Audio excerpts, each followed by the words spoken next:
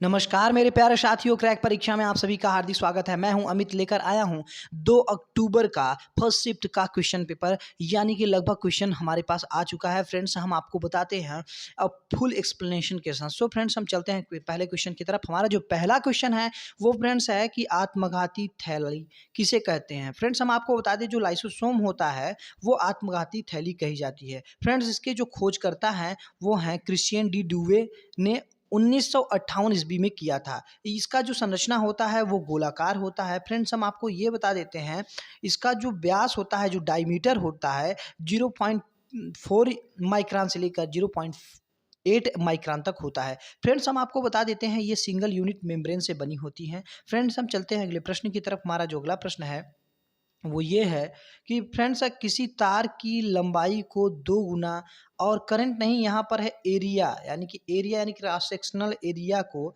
आधा कर दिया जाए तो प्रतिरोधकता यानी कि रेजिस्टेंस कितनी बढ़ेगी। फ्रेंड्स, हम आपको बता देते हैं रेजिस्टेंस इज इक्वल टू होता है रो, यानी कि रेजिस्टिविटी इंटू एल अपान ए होता है। ये लंबाई है तार की और ये जो है क्रॉस सेक्शन एरिया है। फ्रेंड्स, हम आपको बता देते हैं, यहाँ पर तार की लंबाई को कह रहा है कि 2 गुना कर दिया जाए और इसको कह रहा है कि इसको आधा कर दिया जाए। सो फ्रेंड्स, हम इसको फार्मूला में अगर रखेंगे तो आर इज इक्वल टू कितना हो जाएगा, रो 2L अपान ए बाई 2 हो जाएगा। तो ए बाई जो 2 है ये यहाँ पर आ जाएगा 2 हो जाएगा, तो 2 दूनी 4 हो जाएगा। So friends, R is equal to कितना हो जाएगा, rho into 4L by A हो जाएगा। सो फ्रेंड्स, देखिए यहाँ पर 4 गुना बढ़ा, यहाँ पर 4 गुना बढ़ा, यानी कि अगर देखा जाए तो R is equal to 4 rho L by A हो जाएगा। तो ये तो एकदम सेम टू सेम वो है, यानी कि ये 4 गुना बढ़ा। यानी कि यदि तार की लंबाई को 2 गुना कर दिया जाए और क्रॉस सेक्शनल एरिया को आधा कर दिया जाए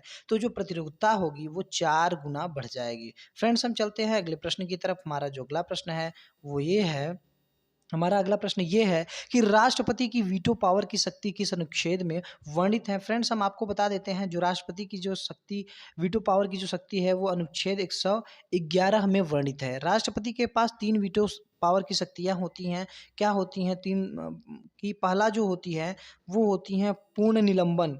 पूर्ण निलंबन की जो पावर होती है, दूसरा जो होती है आपका, राष्ट्रपति किसी भी विधेयक को संसद के पुनर्विचार के लिए लौटा सकता है। फ्रेंड्स, हम आपको बता देते हैं, और जो तीसरी शक्ति है वो है कि भारतीय राष्ट्रपति की निरोधात्मक वीटो शक्ति का गठन करता है। फ्रेंड्स, हम चलते हैं अगले प्रश्न की तरफ। हमारा जो अगला प्रश्न है वो ये है कि कह रहा है कि जो प्रश्नकाल के ठीक बाद का जो समय होता है वो क्या कहलाता है। सो फ्रेंड्स, हम आपको बता देते हैं, वो शून्यकाल का समय कहलाता है। यह दोपहर 12 बजे के करीब शुरू होता है। इस अवधि को सभ्य भाषा में अगर कहा जाए तो शून्यकाल का नाम दिया गया है। फ्रेंड्स, हम आपको बता दीजिए, जो शून्यकाल का ये शब्द है उसको संसदीय प्रक्रिया में औपचारिक मान्यता प्राप्त नहीं है, बस यूं ही कह दिया जाता है। फ्रेंड्स, हम चलते हैं अगले प्रश्न की तरफ। हमारा जो अगला प्रश्न है वो ये है कि श्वेत क्रांति की गति को तेज करने के लिए कौन सा ऑपरेशन शुरू किया गया था। सो फ्रेंड्स, हम आपको बता देते हैं, जो ऑपरेशन फ्लड है उसको श्वेत क्रांति की गति को तेज करने के लिए शुरू किया गया था।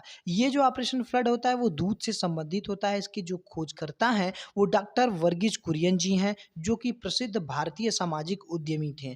फ्रेंड्स, हम आपको बता देते हैं कि विश्व का सबसे बड़ा जो कृषि विकास कार्यक्रम था वो ऑपरेशन फ्लड था। तो सो फ्रेंड्स, हम चलते हैं अगले प्रश्न की तरफ। अम्लीय वर्षा का कारण क्या है। फ्रेंड्स, हम आपको बता देते हैं कि जो अम्लीय वर्षा होता है वो प्राकृतिक रूप से अम्लीय नेचर का होता है। क्यों होता है? क्योंकि इसका जो कारण होता है, पृथ्वी का जो एटमॉस्फेयर है, वायुमंडल है, उसमें सल्फर डाइऑक्साइड और नाइट्रोजन ऑक्साइड जल के साथ क्रिया करती हैं और फिर क्या बनाती हैं, नाइट्रिक अम्ल और गंधक का तेजाब बना लेती हैं। वही वर्षा के साथ नीचे आती हैं और अम्लीय वर्षा का कारण बनती हैं। प्रदूषक 2 प्रकार के वायु प्रदूषकों के कारण आते हैं, मतलब ये जो अम्लीय वर्षा होते हैं 2 प्रकार के प्रदूषकों के साथ आते हैं। पहला जो होता है वो सल्फर डाइऑक्साइड होता है और दूसरा जो होता है नाइट्रोजन डाइऑक्साइड होता है, यानी कि कुल मिलाकर सल्फर के ऑक्साइड और नाइट्रोजन के ऑक्साइड। ये जो आती हैं कारखाने और कारखानों की चिमनियों से आती हैं, बसों और जो स्वचालित वाहन के जलने से होती हैं।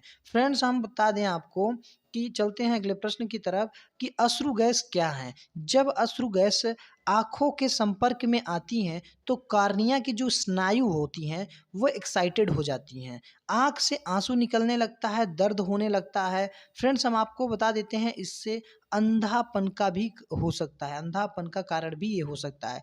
क्लोरोपिक्रीन एक जहरीला रसायन है जिसका जो रासायनिक सूत्र है CCl3NO2 है। यह अश्रुस्रावक होता है। फ्रेंड्स हम आपको ये भी बता देते हैं जो स्किन है और जो रिस्पिरेशन सिस्टम है उसको भी ये क्या कर सकता है, नुकसान पहुंचा सकता है। फ्रेंड्स हम चलते हैं अगले प्रश्न की तरफ। हमारा जो अगला प्रश्न है कि डूरंड कप किससे संबंधित है। फ्रेंड्स हम आपको बता देते हैं डूरंड कप जो होता है वो फुटबॉल से संबंधित है।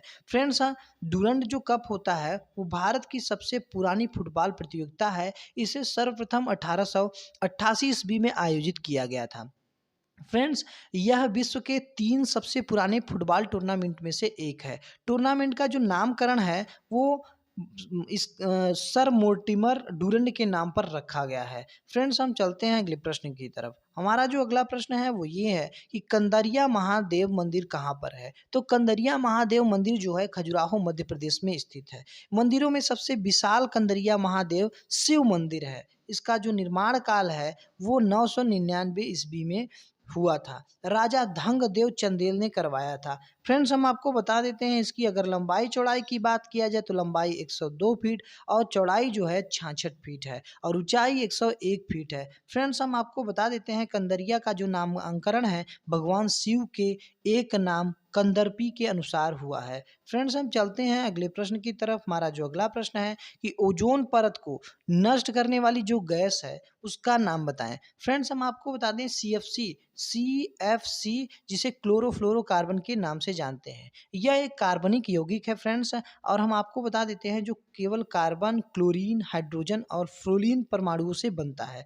फ्रेंड्स हम आपको बता देते हैं जो CFC होता है, क्लोरोफ्लोरोकार्बन होता है, उसका जो इस्तेमाल होता है वो रेफ्रिजरेटर में होता है, प्रणोदक में होता है। प्रणोदक का मतलब होता है एरोसॉल के अनुप्रयोगों में, और विलायक के तौर पर व्यापक रूप से होता है। सो फ्रेंड्स अगर CFC का ज़्यादा इस्तेमाल होगा तो जो ओजोन परत की लेयर होते हैं उसमें ज़्यादा डिप्लेशन होगा, उसमें ज़्यादा क्षीणता होगी। फ्रेंड्स हम चलते हैं अगले प्रश्न की तरफ। धावन सोडा का उपयोग किस मतलब कि कारखाने में होता है।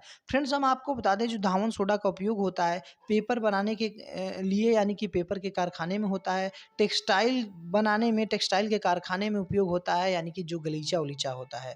सो फ्रेंड्स हम चलते हैं अगले प्रश्न की तरफ। हमारा जो अगला प्रश्न है कि एशियाटिक सोसाइटी की स्थापना कब हुई। फ्रेंड्स हम आपको बता देते हैं एशियाटिक सोसाइटी की जो स्थापना है वो 15 जनवरी 1700 यानी कि 15 जनवरी 1784 ईस्वी को हुई थी, वो भी कलकत्ता में हुई थी। फ्रेंड्स इसके जो मतलब कि स्थापना थे वो जो रॉबर्ट चैम्बर्स की अध्यक्षता में हुई थी और विलियम जोन्स ने की थी। किसने की थी? विलियम जोन्स ने की थी और न्यायमूर्ति रॉबर्ट चैम्बर्स की अध्यक्षता में हुई थी। फ्रेंड्स हम चलते हैं अगले प्रश्न की तरफ। हमारा जो अगला प्रश्न है वो ये है कि वीपो वीपो क्या कर रहा है? वीपो वीपो का मतलब होता है ग्लोबल इनोवेशन इंडेक्स यानी कि ग्लोबल सॉरी कह रहा है कि वीपो ग्लोबल इनोवेशन इंडेक्स 2022 में भारत की रैंक क्या है। पहले सबसे पहले हम देख लेते हैं वीपो की जो फुल फॉर्म होती है वो क्या होती है। वीपो का मतलब होता है वर्ल्ड इंटेलेक्चुअल प्रॉपर्टी ऑर्गेनाइजेशन, जिसे हिंदी में विश्व बौद्धिक संपदा संगठन के नाम से जानते हैं। फ्रेंड्स हम आपको बता दें भारत ग्लोबल इनोवेशन इंडेक्स 2022 में 132 देशों ने पार्टिसिपेट किया था। फ्रेंड्स हम आपको बता देते हैं वीपो में 40वें स्थान पर भारत पहुंच गया था।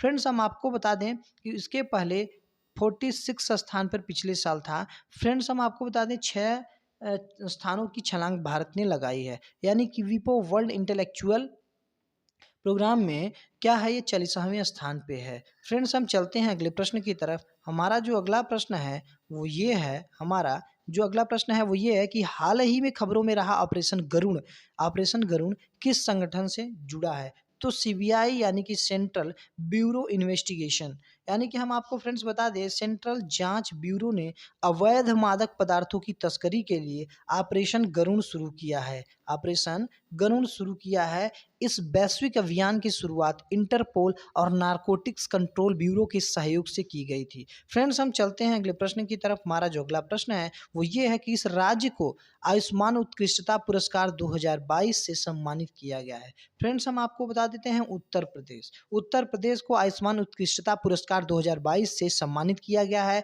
और यह राष्ट्रीय स्वास्थ्य सुविधा रजिस्टर यानी कि नेशनल हेल्थ फैसिलिटी रजिस्टर में 28,728 स्वास्थ्य फैसिलिटीज को शामिल करने के साथ यह देश में सबसे अच्छा प्रदर्शन करने वाला राज्य है। फ्रेंड्स, हम आपको ये भी बता देते हैं कि लगभग 2 करोड़ आभा खातों के साथ, आभा खाता क्या है? आभा खाता है आयुष्मान भारत स्वास्थ्य अकाउंट।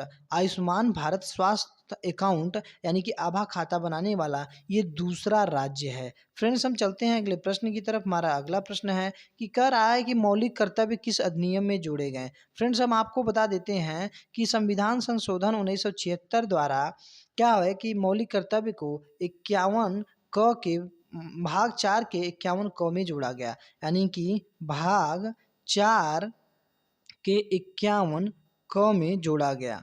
फ्रेंड्स, हम चलते हैं अगले प्रश्न की तरफ। हमारा जो अगला प्रश्न है वो ये है कि भारत की राजधानी कोलकाता से दिल्ली स्थानांतरित कब की गई थी? फ्रेंड्स, हम आपको बता दें कि जो 1931 में इसकी पहल शुरू की गई थी, लेकिन दिल्ली को राजधानी बनाने की जो घोषणा हुई ऑफिशियल तरीके से वो जॉर्ज पंचम के दिल्ली दरबार में 11 दिसंबर 1911 में हुई थी। और इसकी जो लहर थी वो 1931 से ही चली आ रही है, लेकिन जाकर 11 दिसंबर 1911 को दिल्ली दरबार यानी जॉर्ज पंचम के दिल्ली दरबार में शुरू हुआ। सो फ्रेंड्स, अगर वीडियो आपको अच्छी लगे तो लाइक कीजिए, सब्सक्राइब कीजिए, बेल आइकन को दबाना ना भूलिएगा। फ्रेंड्स, अब मिलते हैं नेक्स्ट वीडियो में। जय हिंद।